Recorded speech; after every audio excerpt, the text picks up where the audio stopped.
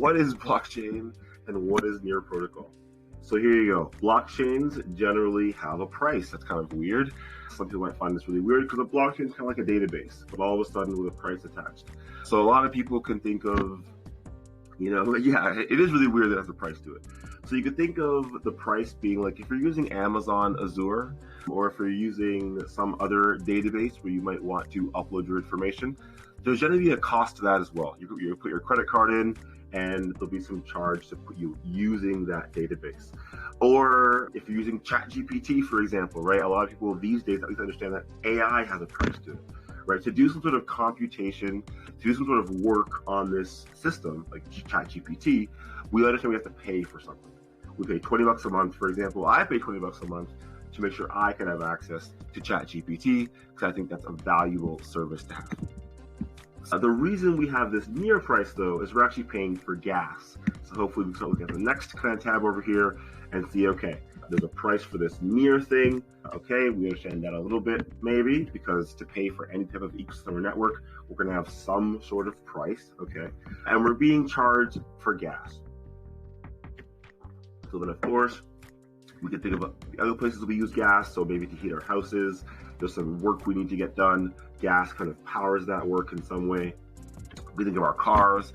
Our car is this machine that we have. We're trying to get somewhere and do some work, and it's charged by gas for how far we can go. So we do, in some ways, usually in society, understand to use some certain ecosystems. There might be some sort of cost, and we might have to charge it based on some sort of unit of account, like gas. So hopefully we're not too far so far, and it's kind of making sense to everyone so far.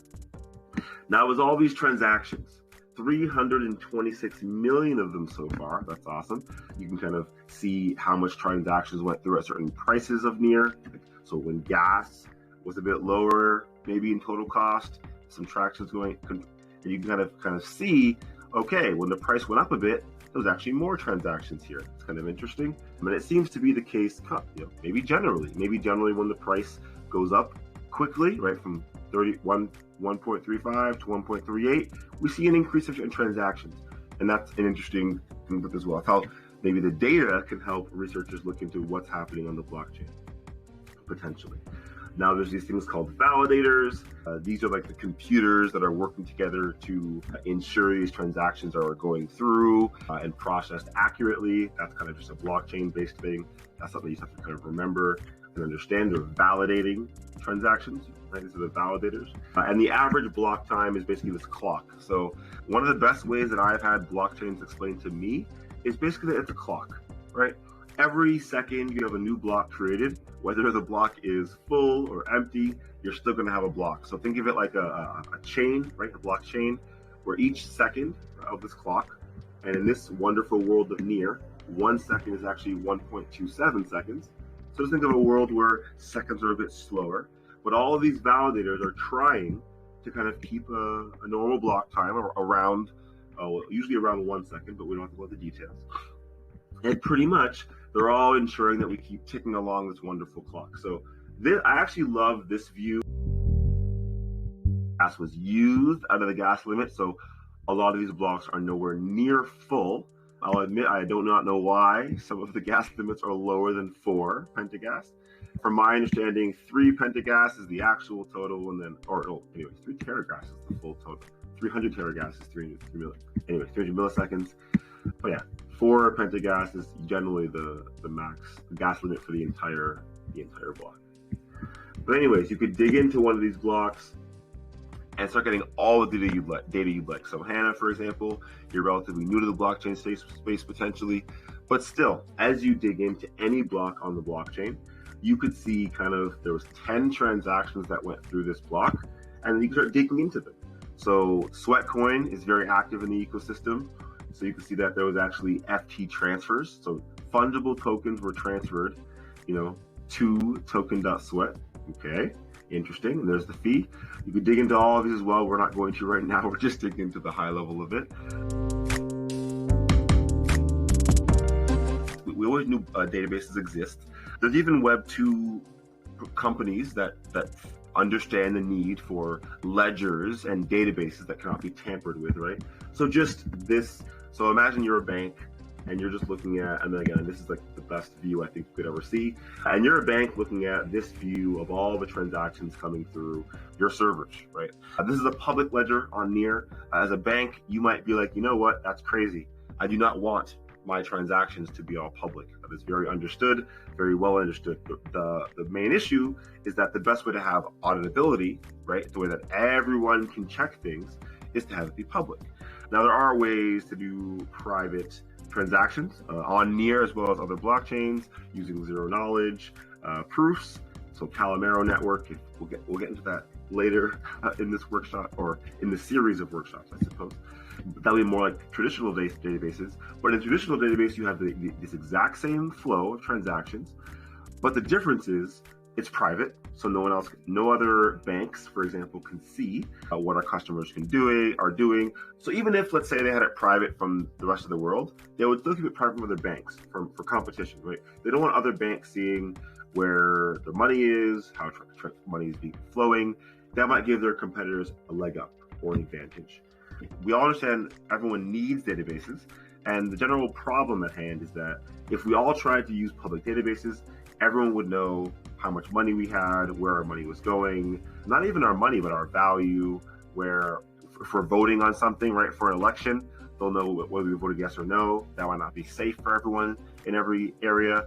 There's many instances where like even credit card statements need to be private so that, you know, you're safe as a user of spending that money. So there's many areas where we understand databases are important, especially ones that could be cryptographically secured, right? Where anyone can able to test that database and make sure that if I send Francois 10 Near, I want to be able to check the database and see, you know what, did Francois actually receive that 10 Near?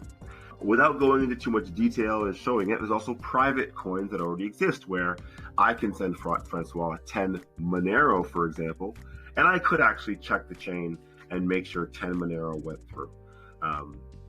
So this stuff does exist. There are blockchains that do try and solve this problem of transferring funds privately. But the beginning of this open ledger system was obvious. Well, maybe not so obviously. It was Bitcoin.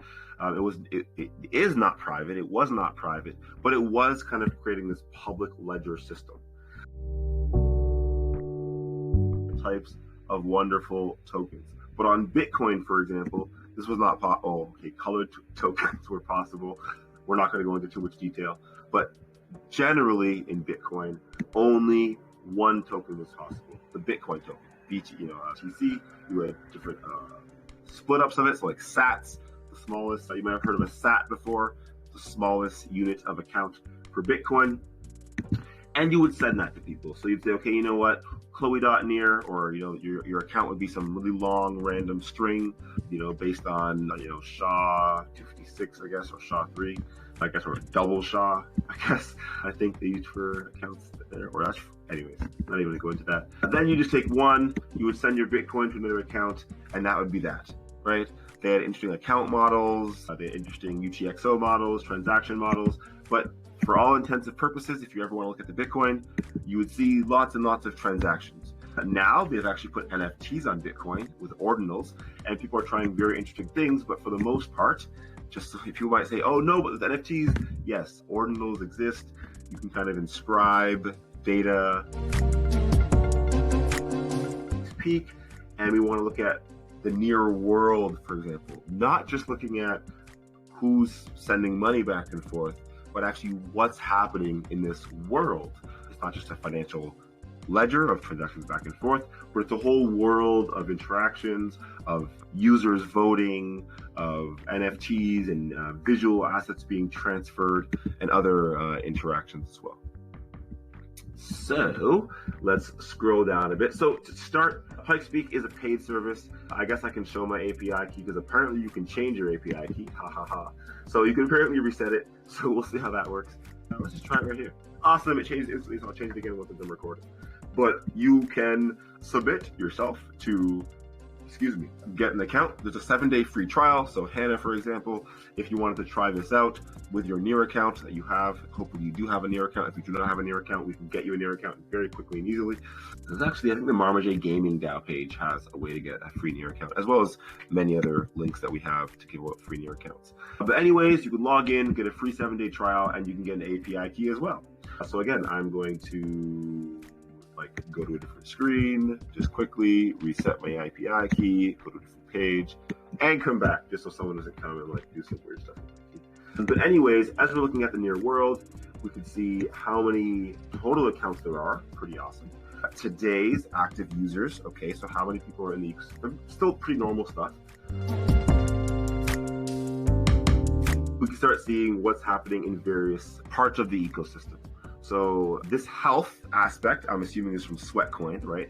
Sweatcoin, or Sweat, is an application where you get paid arguably for moving, for sweating, for walking. So it tracks your steps, tracks how much you walk, and you earn sweat coins. This could be a very, in my opinion, clear and eye-opening example where, yes, you're still seeing just the transfer of funds, but you're starting to see how it's more than just trying to track financial activity. It's using those transactions to try and track a bit more. Eventually, you can start, expanding this into gaming data and what else. Speaking of gaming data, we have about 3.5% of users interacting with gaming contracts, which is pretty cool. And so you can kind of see how it's not just about financial transactions. People are playing games. People are trying to have fun in other ways and interact in a variety of methods in the ecosystem. So pretty much on the Near blockchain, every account is also a smart contract. So Chloe.near is also a smart contract. Every account's smart contract. It's just whether or not there's been a contract loaded into that account. That's kind of a weird way of putting it. So every account, so some accounts that are smart contract could have no data on them, which means they don't have any data to interact with, but they're still, can act as smart contracts.